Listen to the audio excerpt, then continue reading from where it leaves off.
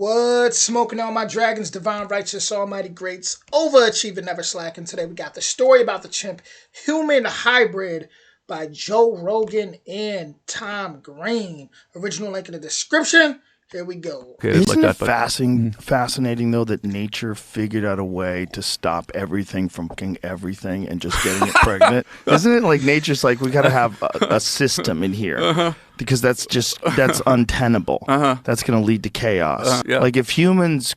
Can you if imagine? humans could get other things pregnant. It is so good that they everything would be a hybrid of a human. Like everything. Like be a lobster human hybrid. Somebody would do that. You know? Island filled with turtle people. People walking around with exoskeletons going, hey, this ain't so bad. You're going to be on the island going, I can't believe someone a turtle. Yeah. And there's going to be this guy like with a turtle shell on. Yeah. You know, he's going to be mad at you. Like, I'm just saying. Because people are insane. Insane. I mean, somebody has probably the turtle. 100% someone's the turtle. Right? If you had to bet everything you own. That thought is just so repulsive. Sure. 100%. A guy somewhere has been hopped up on some fucking Vietnamese street meth, probably American. Yeah. Probably an American guy from the Southwest. Over there hiding from the law or something, and he's methed up and he's a turtle. Right. Yeah, people have everything. But no result because of the power, the nature has made these... How is that even possible? Like how? Protections, thankfully. The wildest hybrid, of course, is the liger. Yeah. Because they miss the gene that regulates size. Yeah. They don't have the same gene that like a tiger and a lion does. I've seen those. I forget which one. How does it work? Is it a male lion and a female tiger, or a male tiger and a female lion? I forget which one it is, but could you imagine walking and just running into a liger? Like, I feel like that would put somebody in a state of shock where they would just their whole soul might just leave their body. They wouldn't be there. I think people would just be frozen completely. Look at that. In that combination, when they make a liger, they just keep growing. Yeah. They're so big. Yeah, I've looked at these on the internet. The thing is I guess a tiger and a lion and a donkey and a horse are close enough together in evolution to be able to do this. And there's, I guess, no animal that is close enough to us to be able to come close enough. Because, they've done experiments with maybe we just haven't. primates. Maybe just nobody's fucked the right thing yet to figure it out. I bet someone pulled it off in China or Russia or something like that. They probably got some chimp-human hybrid somewhere. I've heard sort of internet conspiracy theories that there was a Russian experiment that went awry or something like this. But there was this... Gotta mention the fall of the House of Usher again. There was this one lady who just was obsessed with doing experiments on like some chimps. It was some real messed up stuff.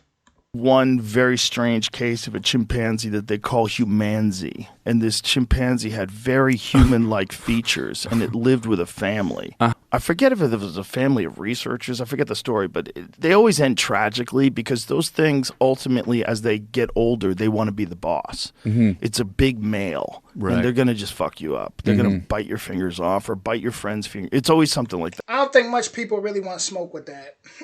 Like, could you imagine? I mean, that thing getting angry. They always do something horribly violent eventually. But this one that they had him for a long time, and he looked like a human. Yeah. Look, it looked weird. Like he stood upright a lot, and he wore clothes. He's got a big old donkey dick. Look at that donkey dick. The humanzee of Orange Park. First of all, humanzee is such a great name. So nasty. I mean, I almost wish it had worked just for that reason alone. Humanzee. I mean, there'd be humanzees going around. But, I often kind of have there's some weird, shocking pictures of it. Like that one in the upper right-hand corner. The one, right there. And they're so strong. Click on that one. Look at its face. Yeah. Like, it's got an odd face. And there's some pictures, I think, that are probably doctored that made it a little more human-looking that could confuse people. But... the thing, like, as it got older, see if you can find the older pictures of it. It looked real weird, man. Yeah. But it was just a chimp. It was just a chimp that, had been taught to behave that way. Yeah. Look at how he's walking. He's walking like a chimp. He's not walking like a human. Look at the shoulders and the arms. That's a chimp.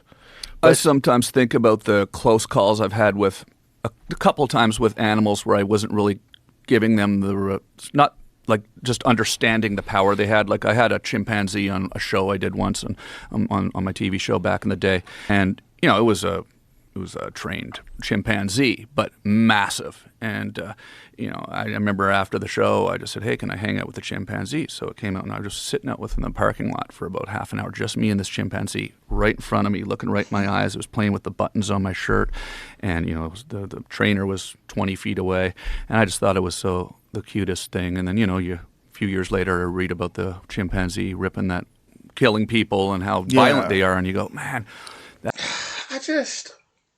Obviously they're smarter than people probably even think.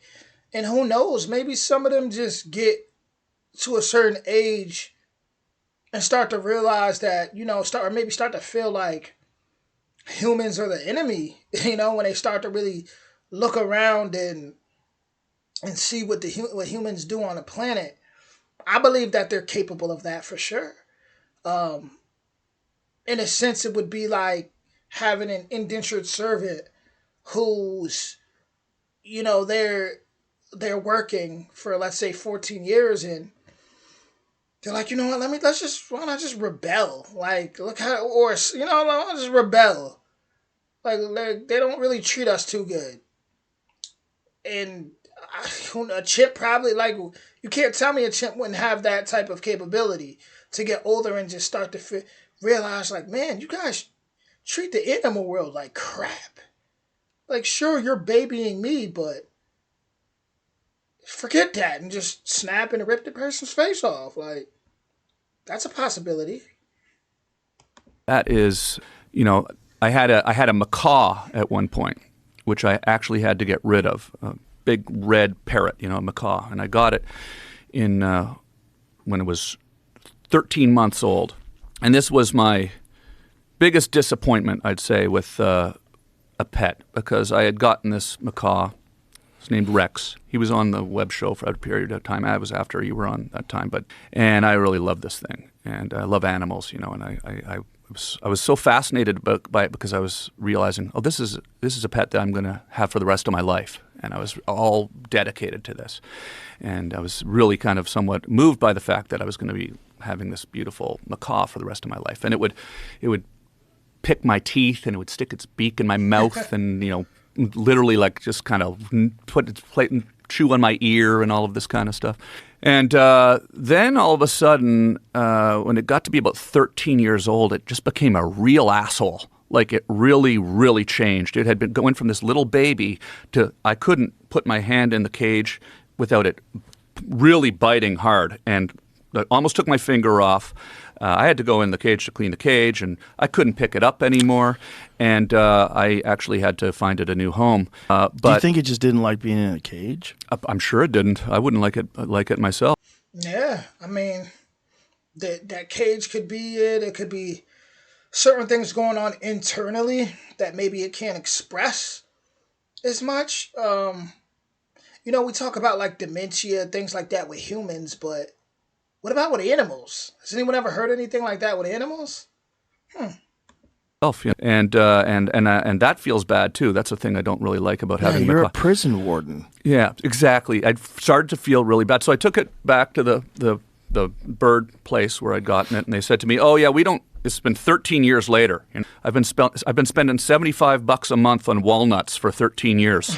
These eat a lot of walnuts, and then they say, "Oh yeah, we don't sell macaws anymore because when they get to be 13, they change and they become really, really mean." I'm like, "Well, you could have told me that 13 years ago." But so I so it's like there's an internal clock. Yeah, it's like a puberty thing. They hit like a puberty thing, yeah. And so I feel bad, but I got her a better home. That's why it's scary to be in front of a chimp. Yeah, because the chimp. Exactly. They could just decide. I just fuck this guy up. I have these moments where I think about the time when that macaw would have its beak in I'm telling you, them chimps stay smart, man. my mouth, just your lips. months before it could have ripped my face apart, sitting with that. But the Fanny, this mule, and I have the donkey as well, who was her companion for her, named Kia. She was a 2-year-old donkey, and the donkey will live to be 50. Potentially. Oh. And the Fanny is a big animal, so she could live to be 30, 35 years old. And so she's 10 now. So it's a big responsibility. And I really kind of consider them now after having them just for a short time, kind of family. So Yeah. it's an amazing thing. But they're the thing that's most interesting about a mule. Let me just kind of, we won't talk about mules for the whole show, but they are so smart that they figure you out. So I'm new to this. So when I first got her, I was given 1 day of training on how to ride a horse. So I learned how to saddle her up. I learned how to get up on this thing. You pull the rein, you look where you want to go, you push with your foot opposite of the side you want to turn. There's a sort of little rhythm to that. And it went great for about a month, but then she started sort of figuring out that I was sort of uncertain in what I was doing. She started to understand that I didn't know what I was doing. And so she starts testing me, right? And I don't necessarily realize that's what's going on. Wow. I believe animals are way, way, way more intelligent than humans think. No matter how much research we do, and no matter how much we think, I think there's a divine intelligence there, and obviously they're connected to nature more than most of us are. At this point, and they know humans have lost their ways. So I definitely believe you have to be on a certain vibration to even understand them to a certain degree. But it's like to just kind of try to treat them like they're human, or go about it like they're human, I feel like could definitely backfire. I'm a snake guy, and at the end of the day, it's about patience. It's about understanding the animal, and and having respect, But I do believe like chimps are definitely so much similar to humans in their way of thinking, to the point where they do have the ability to get older and have those feelings of, hold on, they're not, I don't like humans, and just snap on you. Like Planet of the Apes. I do believe that. Remember that one gorilla? I forgot her name, and they said she was like they were like speaking through her to sign language or something like that, and she was giving all these messages about planet Earth. A lot of people were saying it was fake or whatever, but might have been. Who knows? But that was interesting too. But with that being said, let me know what you guys think in the comments. Original link in the description. I'll be back with more soon. Much love.